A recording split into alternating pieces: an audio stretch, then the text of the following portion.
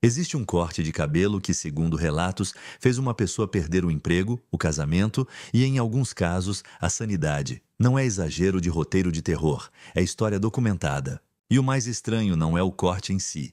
É o padrão que se repete século após século, sempre que alguém decide desafiar as regras usando literalmente a própria cabeça como bandeira. Antes de continuar, se você tem algum corte de cabelo que já causou drama na sua vida, comenta aqui embaixo, porque o que você vai ver agora prova que isso é mais comum e mais sombrio do que parece. Se inscreve no canal porque essa investigação tem camadas que eu mesmo não esperava encontrar. Esse é o tipo de cena que se repete com variações em praticamente todas as décadas do século XX e XXI. O corte de cabelo sozinho, sem nenhuma outra ação, virou motivo de pânico moral. E aqui está o primeiro dado estranho. Pesquisadores que estudam subculturas juvenis notaram que, quanto mais uma sociedade está tensa, política ou economicamente, mais rápido um penteado extremo vira símbolo de ameaça pública. Não é sobre o cabelo, nunca foi. Tem outro caso, esse mais recente. Em 2019, uma escola nos Estados Unidos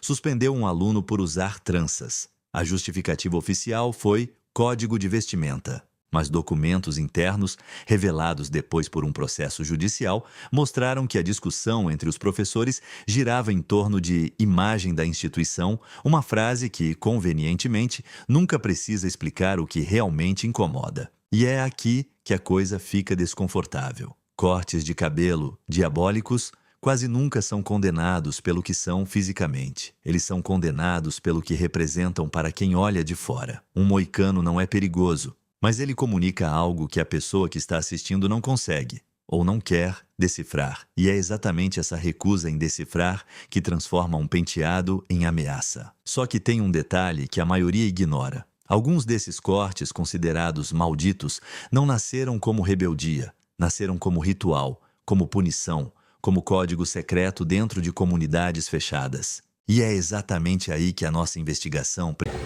Você precisa ir agora, porque a origem desses cortes é muito mais do que um moicano de rua que você vê por aí.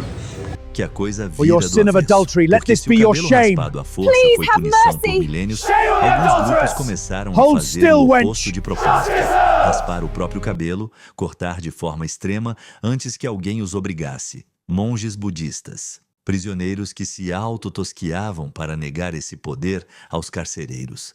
Membros de seitas que usavam cortes idênticos como sinal de pertencimento e de aviso para quem estava de fora. O detalhe perturbador é esse. Em quase toda cultura documentada, existe uma versão do mesmo ritual. Alguém decide o que fazer com o próprio cabelo antes que o poder decida por essa pessoa. É autonomia disfarçada de estética. E é exatamente esse gesto, pegar de volta o controle através do cabelo, que, séculos depois, vai reaparecer disfarçado de moda punk, gótica ou skinhead. Só que ninguém nunca perguntou, porque esse padrão sempre ressurge justamente nos momentos mais tensos da história. E tem um terceiro caso, ainda mais estranho. Durante regimes ditatoriais na América Latina, nos anos 70 e 80, cortar o cabelo de forma extrema virou silenciosamente uma forma de resistência entre estudantes universitários. Não era ilegal, não estava em nenhum decreto, mas era entendido dentro daquelas comunidades como um código. Eu não vou fingir que está tudo normal. Então surge a pergunta incômoda que ninguém consegue responder com certeza. Será que somos nós que escolhemos esses cortes conscientemente como protesto? Ou existe algo mais primitivo acontecendo, um instinto coletivo que usa o corpo, e especialmente o cabelo, como aviso visual de que algo está errado na sociedade, antes mesmo que consigamos verbalizar o quê? Ninguém tem uma resposta definitiva. Mas essa mesma pergunta vai ficar ainda mais perturbadora no próximo capítulo, porque existe um caso específico, real, documentado, onde um único corte de cabelo não apenas representou uma crise, ele causou uma. Só que em 1955, algo muda. O cinema estreia o filme Sementes da Violência sobre delinquência juvenil e os Teddy Boys começam a frequentar as sessões em grupo. Em algumas cidades, as exibições terminam em cadeiras quebradas, brigas generalizadas, tumultos que exigem intervenção policial. A imprensa da época faz a ligação imediata. Não é o filme o problema, é o penteado, é o grupo. Jornais chegam a publicar que reconhecer um Teddy Boy pelo corte de cabelo já era motivo suficiente para atravessar a rua. O pânico cresce tanto que alguns cinemas passam a proibir a entrada de qualquer jovem com aquele corte específico, antes mesmo de qualquer confusão acontecer. Não era sobre o que a pessoa tinha feito, era sobre o que o cabelo dela sugeria que ela poderia fazer. Registros policiais da época documentam prisões preventivas de jovens identificados unicamente pelo penteado, sem nenhuma outra evidência de comportamento criminoso. E aqui está o detalhe mais perturbador de todos. Anos depois, sociólogos que estudaram o fenômeno descobriram que boa parte da violência atribuída aos Teddy Boys era, na verdade, rixas entre grupos rivais de bairro, brigas que já aconteciam antes do visual existir. O penteado não criou a violência. Ele deu à violência um rosto fácil de apontar, fotografar e temer. Isso significa que o pânico moral nunca precisou de provas. Bastou um corte de cabelo reconhecível, repetido em grupo, para transformar jovens comuns em ameaça pública instantânea. Mesmo quando os fatos, analisados décadas depois, contavam uma história bem mais banal. E se um penteado consegue fazer isso com uma cidade inteira, a pergunta final é inevitável. O que isso realmente diz sobre quem está olhando, e não sobre quem está sendo olhado?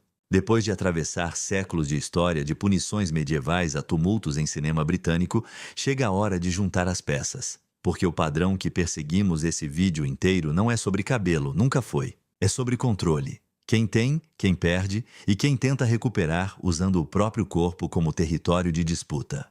Todo corte de cabelo, diabólico, documentado aqui, teve a mesma função escondida. Comunicar, sem precisar de uma única palavra, que a pessoa que o usa recusa alguma regra invisível da sociedade ao redor. Seja um adolescente punk em Londres, seja um estudante latino-americano sob ditadura, seja um Teddy Boy confundido com criminoso só por existir num certo formato de cabelo, todos estavam, cada um à sua maneira, dizendo a mesma frase muda. Eu decido o que fazer com o meu próprio corpo, mesmo que isso te incomode. E o motivo de sociedades reagirem com tanto pânico a isso é revelador por si só. Psicólogos que estudam identidade e pertencimento apontam que símbolos visuais extremos ativam um mecanismo antigo do cérebro humano, categorizar rapidamente quem é grupo e quem é ameaça, baseado unicamente em aparência. Um corte de cabelo incomum dispara esse alarme mais rápido do que qualquer discurso, qualquer atitude, qualquer prova concreta de comportamento. Ou seja,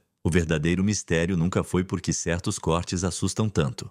O mistério é porque continuamos, geração após geração, repetindo o mesmo erro de julgar intenção pela aparência e descobrindo tarde demais que a ameaça que imaginávamos nunca existiu fora da nossa própria cabeça. Então, fica a pergunta que abre espaço para reflexão sem fechar o assunto. Será que daqui a algumas décadas vão olhar para algum penteado de hoje, talvez um que você mesmo já usou, e vão rir da mesma forma que rimos dos Teddy Boys? Recapitulando, começamos com um corte capaz de destruir vidas. Descobrimos que a origem desses penteados está enterrada em punição e ritual. Encontramos um padrão que se repete toda vez que uma sociedade entra em crise. Vimos um caso real, onde um penteado bastou para criar pânico coletivo. E terminamos entendendo que o verdadeiro diabólico nunca foi o cabelo. Foi o julgamento instantâneo de quem olhava de fora. Comenta aqui embaixo. Qual corte de cabelo, na sua opinião, já causou mais pânico do que deveria? E se você chegou até aqui, já sabe. Essa é só mais uma investigação que prova que as coisas nunca são tão simples quanto parecem. Se inscreve no canal para não perder a próxima.